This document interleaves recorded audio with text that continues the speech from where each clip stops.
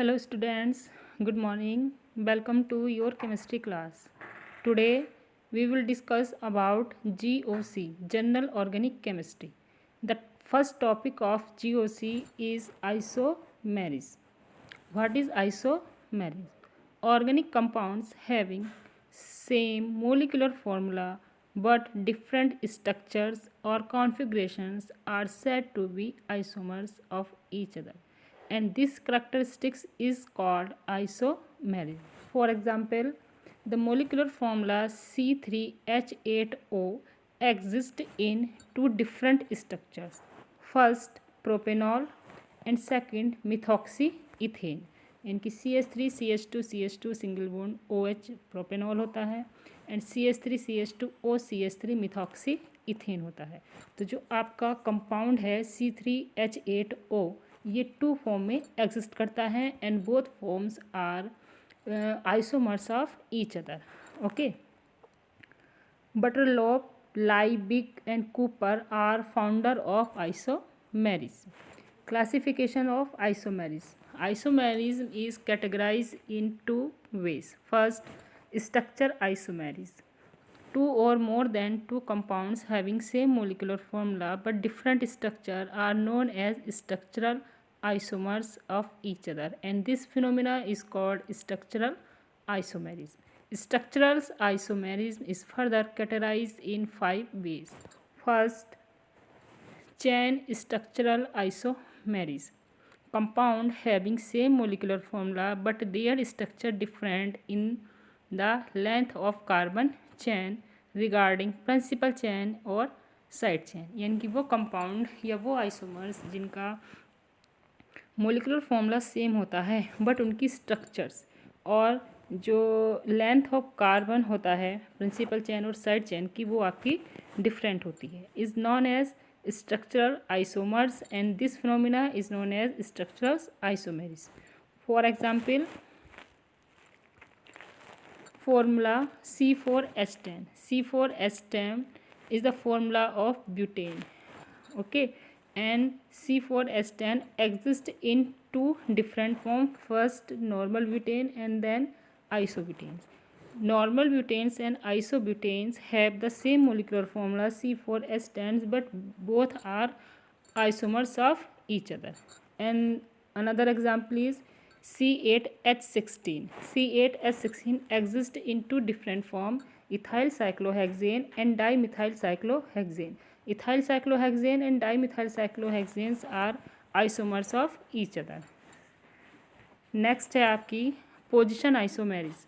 Compound having same molecular formula but different structures due to the different in the position of functional group are known as positional isomers, and this phenomena is known as positional isomerism.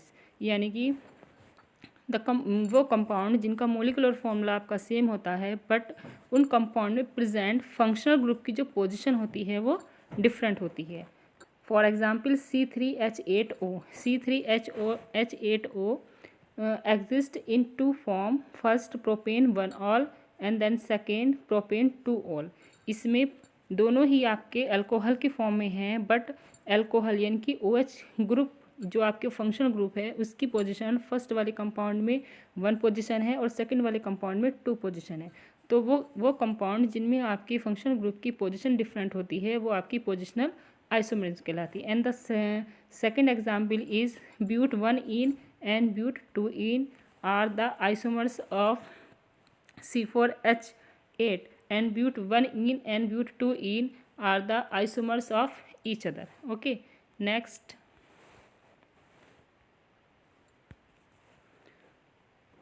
है आपका functional isomerism. Organic compound having same molecular formula but they have different structures because of different functional group. यानी कि वो compound जिनका आपका molecular formula तो same होता है बट उसमें प्रेजेंट फंक्शनल ग्रुप आपका डिफरेंट होता है. ओके, वो आपकी फंक्शनल आइसोमेरिज्म होती है. Like that C2H6O. C2H6O exist in two form. One form is alcohol and second form is ester. यानी कि C2H6O जो है वो दो कंपाउंड में एग्जिस्ट होता है, जिसमें आपका फर्स्ट कंपाउंड जो है वो अल्कोहल फंक्शनल ग्रुप का होता है और सेकंड कंपाउंड जो है वो आपका एस्टर ग्रुप का होता है। ओके, तो ये आपका 2 फॉर्म में एग्जिस्ट होती हैं। नेक्स्ट है आपका C3H6O। C3H6O जो है एक आपका एल्डिहाइड कंपाउंड बनाता है और दूसरा आपका कीटोन कंपाउंड में होता है। ठीक है, एक एल्डिहाइड का होता है और एक कीटोन का होता है, बट दोनों यानी कि जो आपका प्रोपेनॉल होता है और ये जो आपका प्रोपेनोन होता है, दोनों का मॉलिक्यूलर फॉर्मूला C3H6O होता है। ओके, नेक्स्ट है आपका मेटामेरिस। मेटामेरिस में होता है in the organic compound having bivalent or polyvalent functional group if the nature of alkyl group attached to the functional group are changed then isomers are known as metamers। यानी कि functional group के दोनों तरफ अगर alkyl group आपका different होता है तो वो आपका मेटामेरिज्म होती है। Like that मिथॉक्सीप्रोपेन। मिथॉक्सीप्रोपेन में इस ऑक्सीजन के दोनों तरफ जो आपका एल्काइल ग्रुप है वो आपका डिफरेंट है। एक तरफ आपका जो है वो मिथाइल है और एक तरफ आपका इथाइल है। बट इथॉक्सीथेन यानी कि इस वाले कंपाउंड में क्या है कि इस ऑक्सीजन के दोनों तरफ जो है आपके इथाइल ग्रुप हैं। तो ये जो है इनका मोलिकुलर फॉर्मूला सेम है बट इनकी स्ट्रक्चर्स जो है वो यानी कि जो आपका फंक्शनल ग्रुप है वो डिफरेंट होता है।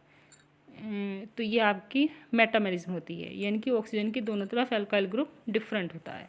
ओके, नेक्स्ट है आपका tautomerism. Two functional isomers which are in dynamic equilibrium are known as tautomers of each other।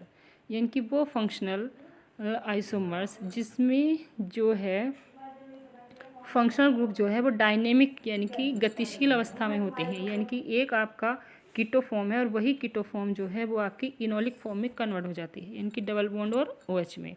तो ये दोनों क्या है, एक दूसरे में कन्वर्ट होती रहती हैं, डायनेमिक है, इसलिए हम इसको टोटोमेरिज्म कहते हैं। ओके, नेक्स्ट टाइप की है आपकी स्टीरियो आइसोमेरिज्म। टू और more than two compounds having a same molecular formula but structural formula same molecular formula and same structure formula but different orientation of atom और a group in 3D space are known as a stereoisomers of each other and this phenomena is stereoisomerism। इसका मतलब ये है कि वो compound जिनका molecular formula भी same होता है और उनकी स्ट्रक्चर भी सेम होती है, बट एटम्स का स्पेस में या 3D स्पेस में जो अरेंजमेंट होता है या ओरिएंटेशन होता है वो आपका डिफरेंट होता है। तो अगर ये कंडीशन होती है तो हम उसको स्टीरियो आइसोमर्स बोलते हैं और ये फिनोमिना आपकी स्टीरियो आइसोमेरिज्म कहलाती है। Classification of stereo isomerism. Structural isomerism को तो आपके 5 क्लास में डिवाइड किया गया है, इसको भी 2 क्लास में डिवाइड किया। फर्स्ट है आपका geometrical isomerism. Compounds having same molecular formula same structure formula but different geometries are known as geometrical isomers which is further classified as cis-trans geometrical isomerism। cis-trans geometrical isomerism में it is shown by alkenes and cycloalkenes having suitable condition। यानी कि ये साइक्लोएल्कीन्स और alkenes और साइक्लोएल्कीन्स में होती है। For example C4H8 यानी कि ब्यूटीन जो है वो 2 टाइप्स के आइसोमर्स में होती है। मॉलिक्यूलर फॉर्मूला C4H8 ही रहेगा।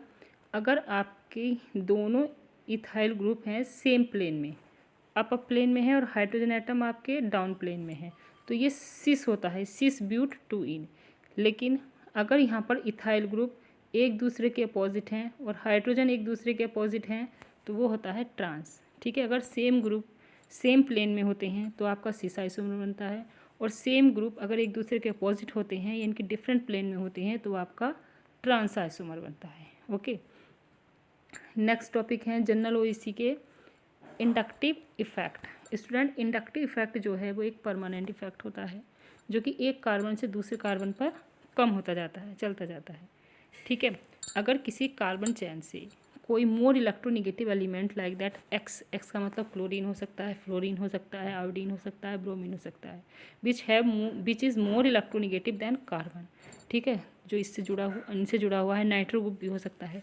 यानी कि आपका कार्बन से ज़्यादा इलेक्ट्रोनिगेटिव वाला एलिमेंट अगर किसी कार्बन चेन से जुड़ा है तो वो क्या करता है, दोनों के शेयर पेयर को अपनी तरफ अट्रैक्ट करता है। जब ये अपनी तरफ अट्रैक्ट करता है तो एक्स पर निगेटिव स्लाइटली निगेटिव चार्ज आ जाता है और कार्बन पर स्लाइटली पॉजिटिव चार्ज आ जाता है। ठीक है, अब ये इस वाले कार्बन पर जिस पर स्लाइटली पॉजिटिव चार्ज आया है वो कार्बन कार्बन के बॉन्ड पेयर को अपनी तरफ अट्रैक्ट करेगा, जिससे क्या होगा कि इस वाले कार्बन पर स्लाइटली मतलब थोड़ा सा और कम, यानी कि जिसको हम डबल डेल पॉजिटिव से इंडिकेट करते हैं, ये आ जाता है।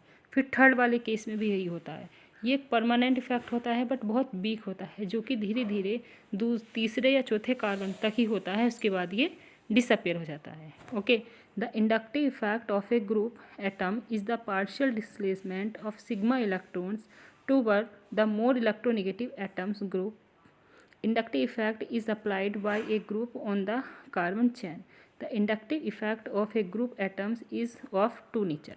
अगर फर्स्ट है आपका minus I effect, the compound which withdrawn electron, यानी कि जो अपनी तरफ को इलेक्ट्रॉन को अट्रैक्ट करते हैं, अपनी तरफ इलेक्ट्रॉन खींचते हैं, वो आपके माइनस आई इफेक्ट शो करते हैं। लाइक दैट NO2 ग्रुप में सबसे ज़्यादा होता है, CN है, SO3H है, COOH है, CO है, फ्लोरीन है, क्लोरीन है, ब्रोमीन है, आयोडीन है, OR है, OH है, NH2 है, C6H5 है। तो सबसे कम C6H5 में होता है और सबसे ज़्यादा NO2 में होता है। तो ये जितने भी आपके ग्रुप हैं ये minus I inductive effect show करते हैं, क्योंकि these are more electronegative than carbon. Okay, इसी तरह आपका प्लस आई इफेक्ट होता है। प्लस आई इफेक्ट जो आपके रिलीज वाले होते हैं, the group which release electrons to the carbon chain, जो कार्बन चैन पर इलेक्ट्रॉन्स को रिलीज करते हैं to the any group are known as group of positive effect, जैसे एल्काइल ग्रुप। ठीक है, जितने भी आपके एल्काइल ग्रुप होंगे वो कार्बन पर इलेक्ट्रॉन डेंसिटी को इंक्रीज करेंगे, क्योंकि वो इलेक्ट्रॉन्स को देंगे, उससे खींचेंगे नहीं। तो प्लस आई नेचर जो है वो डायरेक्ट प्रोपोर्शन होती है आर के साइज़ के, यानी कि आर डायरेक्ट प्रोपोर्शनल साइज़ के, यानी कि साइज जितना बड़ा होगा आर की नेचर उतनी ही ज़्यादा होगी और पॉजिटिव इंडक्टिव इफेक्ट उसका उतना ही ज़्यादा होगा। या डिग्री ऑफ आर, जितना आर की डिग्री बढ़ेगी प्लस आई इफेक्ट बढ़ेगा। तो यहाँ पर CH3 का सबसे कम है और इथाइल ग्रुप का सबसे ज़्यादा है, फिर उससे ज़्यादा है आपका प्रोपाइल ग्रुप का, फिर है आपका ब्यूटाइल ग्रुप का। इसी तरह से जो है देखो यहाँ पर कार्बन चेन बढ़ती जा रही है, लॉन्ग होती जा रही है, तो इंडक्टिव इफेक्ट भी इनका ज़्यादा होगा। इसी तरह 1 डिग्री, 2nd डिग्री और 3rd डिग्री। तो 3rd डिग्री में क्या है कि ज़्यादा आपके एल्काइल ग्रुप होते हैं, तो इसी तरह से 3rd डिग्री का पॉजिटिव इफेक्ट जो है वो सबसे ज़्यादा होगा। ओके, नेक्स्ट है आपका chemical reagent. These are the chemical species which are very reactive because these are entire electron rich और इलेक्ट्रॉन डेफिशिएंट। ठीक है, these are the chemical species which are very reactive. ये वो केमिकल स्पीसीज होती हैं जो कि बहुत ही ज़्यादा रिएक्टिव होती हैं। क्यों? क्योंकि ये या तो इलेक्ट्रॉन डेफिशिएंट होती हैं या इलेक्ट्रॉन रिच होती हैं। तो यही आपके जो हैं वो केमिकल रिएजेंट्स कहलाते हैं। Chemical reagents are of mainly 2 types. Chemical reagents आपके 2 टाइप्स के होते हैं। फर्स्ट है न्यूक्लियोफाइल्स या nucleophilic reagent. Student, the words nucleus means positive charge. Nucleus का मतलब क्या होता है? न्यूक्लियो का मतलब पॉजिटिव चार्ज, फिल्स का मतलब होता है लव, यानी कि वो स्पीसीज जो पॉजिटिव चार्ज को चाहने वाली हैं वो आपकी क्या कहलाती हैं? न्यूक्लियोफाइल्स कहलाती हैं। तो nucleophiles are electron rich. Nucleophiles क्या होती हैं? Electron rich. और पॉजिटिव को कौन चाहेगा? जो इलेक्ट्रॉन रिच होगा। तो nucleophiles are electron rich species and have greater affinity towards positive charge. ठीक है, यानी कि पॉजिटिव चार्ज की तरफ अट्रैक्ट होने की इनकी टेंडेंसी ज़्यादा होती है। Okay, that is these are lover of positive charge, यानी कि ये पॉजिटिव चार्ज को चाहने वाली होती है। एग्जाम्पल है OH negative, NH2, CH3 negative, NO3 negative, H negative etcetera. इसी तरह न्यूट्रल में भी होती हैं, कुछ न्यूट्रल में होती है जिनके पास लोन पेयर होते हैं, जैसे H2O में ऑक्सीजन के पास लोन पेयर होता है, NH3 में अमोनिया के पास लोन पेयर होता है, ROR में ऑक्सीजन के पास लोन पेयर होता है। न्यूक्लियोफिलिसिटी क्या होती है? Nucleophilicity of a nucleophile is the power of nucleophiles to share its lone pair, यानी कि किसी भी न्यूक्लियोफाइल्स की वो कैपेसिटी जिसमें वो अपना लोन पेयर ज़्यादा से ज़्यादा शेयर करता है, वो उसकी न्यूक्लियोफिलिसिटी होती है। इसी तरह से नेक्स्ट आता है इलेक्ट्रोफाइल्स या इलेक्ट्रोफिलिक रिएजेंट। इलेक्ट्रो का मतलब होता है इलेक्ट्रॉन्स, फाइल्स का मतलब होता है लव, यानी कि जो इलेक्ट्रॉन्स को चाहने वाला होता है। The chemical species which are electron deficient known as electrophiles, यानी कि इलेक्ट्रोफाइल्स हैं, यानी कि इलेक्ट्रॉन्स को चाहने वाले कौन होंगे, जिनके पास इलेक्ट्रॉन्स की कमी होगी, यानी कि जो पॉजिटिव चार्ज होगा वो इलेक्ट्रॉन्स को चाहेगा। तो जितनी भी हमारी पॉजिटिव चार्ज स्पीसीज होती हैं वो सब हमारी इलेक्ट्रोफाइल्स होती हैं। The chemical species which are electron deficient, जिनके पास इलेक्ट्रॉन्स की कमी है, are known as electrophiles. Student जिनके पास पॉजिटिव चार्ज है और उनका ऑक्टेट कंप्लीट नहीं है, या जिनके पास कोई चार्ज नहीं है, उनके पास इलेक्ट्रॉन्स की कमी है, वो हमारी इलेक्ट्रोफाइल्स होती है। जैसे NO2 positive, Cl positive, CH3 positive, H positive, इनके पास इलेक्ट्रॉन्स की कमी है, तो ये क्या है हमारे, ये हैं हमारे इलेक्ट्रोफाइल्स। इनके ऊपर चार्ज भी है, हम चार्ज से पता लगा देंगे। लेकिन जैसे BF3, AlCl3, ZnCl2, CO2 ये सब हैं। तो यहाँ पर क्या है कि ये न्यूट्रल स्पीसीज़ है, इनके ऊपर पॉजिटिव चार्ज तो नहीं है, लेकिन क्या है कि इनका ऑक्टेट भी कंप्लीट नहीं है, इन्हें इलेक्ट्रॉन्स की ज़रूरत है, तो ये न्यूट्रल स्पीसीज़ कहलाती हैं। तो कुछ न्यूट्रल स्पीसीज़ भी होती हैं जो इलेक्ट्रॉन डेफिशिएंट है और वो इलेक्ट्रोफाइल्स की तरह वर्क करती हैं। अब जैसे सोडियम पॉजिटिव है, तो सोडियम के ऊपर पॉजिटिव चार्ज है, लेकिन वो इलेक्ट्रोफाइल नहीं है। क्यों? क्योंकि पॉजिटिव चार्ज तो है लेकिन उसका ऑक्टेट ऑलरेडी कंप्लीट है, तो इसलिए वो इलेक्ट्रोफाइल की तरह वर्क नहीं करता। ओके, तो ये आपकी इलेक्ट्रोफाइल और न्यूक्लियोफाइल इनकी केमिकल रिएजेंट हो गए। नेक्स्ट टॉपिक आता है आपका reaction mechanism. The study of a chemical reactions from the bond breaking in the reactant up to bond formation in the product is called reaction mechanism. Okay, अब reaction mechanism में क्या है कि bond fission हमारा 2 types का होता है, bond breaking 2 types का होता है। तो the breaking of covalent bond is of 2 types. First है आपका homolytic bond fission. Homolytic bond fission का मतलब होता है सेम टाइप से टूटना। होमोलाइटिक बॉन्ड फिशन जो है वो एक आपका नॉन पोलर कंपाउंड में होता है, यानी कि जिसमें प्रेजेंट दोनों एटम की जो इलेक्ट्रोनेगेटिविटी होती है वो सेम होती है। जैसे A और B, यहाँ पर दोनों एटम्स की इलेक्ट्रोनेगेटिविटी सेम है और ये बॉन्ड पेयर जो है वो दोनों के सेंटर में रहता है। जब ये बॉन्ड ब्रेक होता है तो दोनों लोन पेयर में से एक इलेक्ट्रॉन इसके पास चला जाता है और एक इलेक्ट्रॉन इसके पास चला जाता है। ठीक है, तो बनने वाली स्पीसीज़ क्या होती है, फ्री रेडिकल। फ्री रेडिकल्स वो होता है जिसके पास एक ऑड इलेक्ट्रॉन्स होता है, तो एक इलेक्ट्रॉन्स यहाँ A के पास है और एक इलेक्ट्रॉन्स यहाँ B के पास है, तो ये क्या है, फ्री रेडिकल्स है। ठीक है, when a covalent bond is broken in such a way so that the shear pair is equally distributed to the bonded atoms and free radicals is the result. This types of bond breaking is called homolytic bond fission. homolytic bond fission non-polar molecules में होता है और बनने वाली species जो है इसमें free radicals होती हैं। ठीक है, condition of homolytic bond fission, condition क्या क्या है, bond should be non polar और लिस्ट पोलर। बॉन्ड जो है वो आपका नॉन पोलर होना चाहिए और लिस्ट पोलर होना चाहिए। हाई एनर्जी इज़ रिक्वायर्ड से यूवी लाइट और हाई टेम्परेचर। ठीक है, इनको ब्रेक करने के लिए हाई एनर्जी की ज़रूरत है, जैसे यूवी लाइट की प्रेजेंस हो या हाई टेम्परेचर की प्रेजेंस हो। प्रेजेंस ऑफ पेरोक्साइड की प्रेजेंस भी होनी चाहिए, जैसे HBr का अगर ब्रेकिंग होता है H2H2O की प्रेजेंस लेते हैं। Br2 मोलिक्यूल्स का होता है तो यूवी लाइट लेते हैं। क्लोरीन का Cl2 का मोलिक्यूल्स का ब्रेकिंग होता है तो हम 500 डिग्री सेल्सियस लेते हैं।